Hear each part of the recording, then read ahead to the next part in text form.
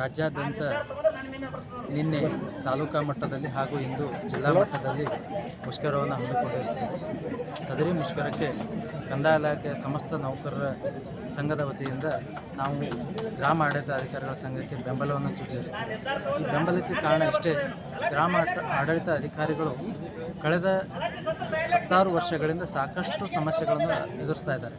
ಈ ಕುರಿತು ನಾವು ಸರ್ಕಾರಕ್ಕೆ ಸಾಕಷ್ಟು ಮನವಿಯನ್ನು ಸಲ್ಲಿಸಿದ್ದೀವಿ, ಎಲ್ಲ ಮಾಡಿದೆವು. ಬಟ್ ಯಾವುದೂ ಬೇಡಿಕೆಗಳು ಈಡೇರ್ತಾ ಇಲ್ಲ.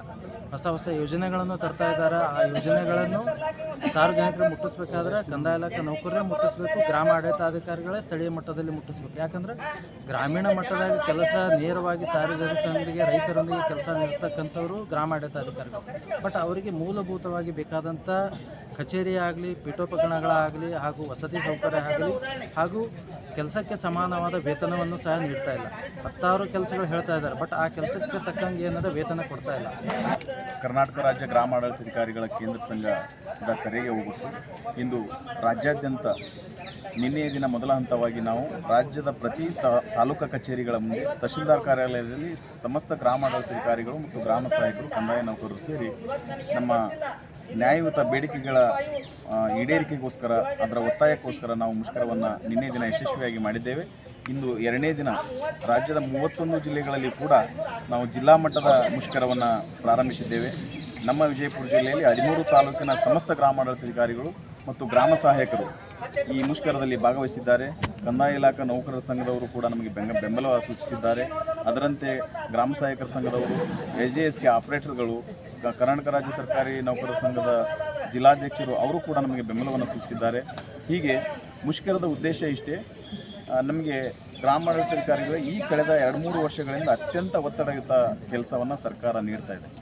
ಈ ಹಿಂದೆ ನಾವು ವರ್ಷದ ಹಿಂದೆ ಒಂದು ಸಾರಿ ನಾವು ತಾಂತ್ರಿಕ ಹುದ್ದೆ ನಮ್ಮದು ಅಪ್ಗ್ರೇಡ್ ಮಾಡಿರಿ ನಮ್ಮ ಹುದ್ದೆಯನ್ನು ಅಂತ ಹೇಳಿದಾಗ ಸರ್ಕಾರ ಸ್ಪಷ್ಟವಾಗಿ ನಿಮ್ಗೆ ತಾಂತ್ರಿಕ ಹುದ್ದೆ ಅಲ್ಲ, ನಿಮ್ದು ಅಪ್ಗ್ರೇಡ್ ಮಾಡಲಿಕ್ಕೆ ಬರೋದಿಲ್ಲ ಅಂತಕ್ಕಂಥ ಮಾತನ್ನು ಹೇಳಿ ನಮಗೆ ಹಿಂಬರ ಕೊಟ್ಟಿತ್ತು. ಆದರೆ ತಾಂತ್ರಿಕ ಹುದ್ದೆ ಅಲ್ಲದಿದ್ದರೂ ಕೂಡ ಸಾಕಷ್ಟು ಸುಮಾರು 16 ತಾಂತ್ರಿಕ ಕೆಲಸಗಳನ್ನು ನಮ್ಮ ಮೊಬೈಲ್ ಆ್ಯಪ್ ಮೂಲಕ ನೀಡ್ತಾ ಇದ್ದಾರೆ.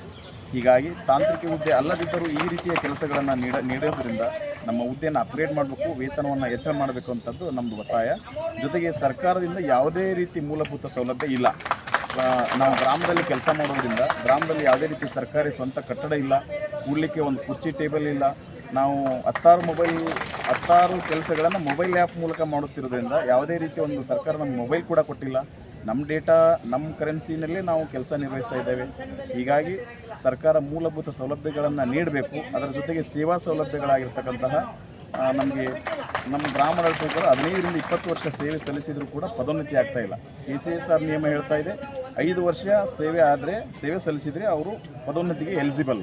ಆದರೂ ಕೂಡ ಸರ್ಕಾರ 15ರಿಂದ 20 ವರ್ಷ ನಮ್ಮವರು ಸೇವೆಯಲ್ಲಿ ಸಲ್ಲಿಸಿದರೂ ಕೂಡ ಯಾವುದೇ ರಿಮಾರ್ಕ್ ಇಲ್ಲದಿದ್ದರೂ ಕೂಡ ಪದೋನ್ನತಿ ನೀಡ್ತಾ ಇಲ್ಲ. ಮತ್ತು ಪತಿ ಪತ್ನಿ ಪ್ರಕರಣದಲ್ಲಿ ಒಬ್ಬ ನೌಕರಸ್ಥರು, ನಮ್ಮ ಗ್ರಾಮಾಡಳಿತಾಧಿಕಾರಿಗಳು ವಿಜಯಪುರದಲ್ಲಿ ಪತ್ನಿ ಇದ್ದರೆ ಬೆಂಗಳೂರಿನಲ್ಲಿ ಪತಿ ಇದ್ದಾನೆ.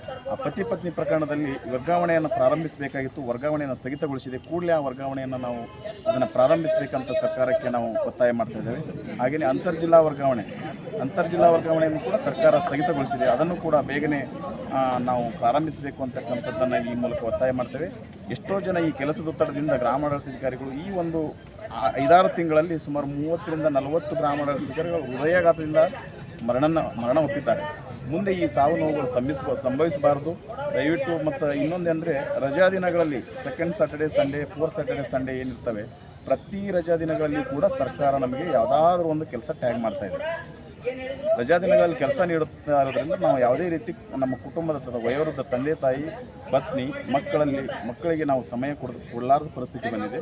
ಈ ರೀತಿ ಒತ್ತಡ ಇರೋದ್ರಿಂದ ಮುಂದೆ ಅವರು ಎಷ್ಟೋ ಜನ ನಮ್ಮವರು ಒತ್ತಡಕ್ಕೆ ಸಿಲುಕಿ ಹೃದಯಾಘಾತವಾಗಿ ಸಾವನ್ನಪ್ಪಿದ್ದಾರೆ, ದುಶ್ಚಟಗಳಿಗೆ ಈಡಾಗಿದ್ದಾರೆ. ಈ ರೀತಿ ಮುಂದೆ ಸಾವು ನೋವು ಸಂಭವಿಸಬಾರದು. ನಮಗೆ ಮೂಲಭೂತ ನ್ಯಾಯಯುತ ಬೇಡಿಕೆ ನಮಗೆ ದೊರೆಯಬೇಕು ಅಂತಕ್ಕಂಥ ಉದ್ದೇಶದಿಂದ ಒತ್ತಾಯ ಮಾಡಿ ನಾವು ಮುಷ್ಕರಕ್ಕೆ ಕರೆ ನೀಡಿದ್ದೇವೆ. ಸರ್ಕಾರ ಸಕಾರಾತ್ಮಕವಾಗಿ ಸ್ಪಂದಿಸಿದ್ದೇ ಆದಲ್ಲಿ ಮುಷ್ಕರವನ್ನು ಹಿಂತೆಗೆದುಕೊಳ್ತದೆ. ಸ್ಪಂದಿಸದೇ ಇದ್ದರೆ ಇದು 2ನೇ ಹಂತ ಜಿಲ್ಲಾ ಮಟ್ಟ, 3ನೇ ಹಂತ ನಾವು ರಾಜ್ಯ ಮಟ್ಟದಲ್ಲಿ ಫ್ರೀಡಂ ಪಾರ್ಕ್ನಲ್ಲಿ ರಾಜ್ಯದ 8,000 ಗ್ರಾಮಾಡಳಿತಾಧಿಕಾರಿಗಳ ನೇತೃತ್ವದಲ್ಲಿ, ರಾಜ್ಯಾಧ್ಯಕ್ಷರ ನೇತೃತ್ವದಲ್ಲಿ ನಾವು ಬೆಂಗಳೂರು ಫ್ರೀಡಂ ಪಾರ್ಕ್ನಲ್ಲಿ ನಾವು ಮುಷ್ಕರವನ್ನು ನಿರಂತರ ಮಾಡ್ತೇವೆ ಅಂತಕ್ಕಂಥದ್ದು ಮಾತನ್ನು ಈ ಸಂದರ್ಭದಲ್ಲಿ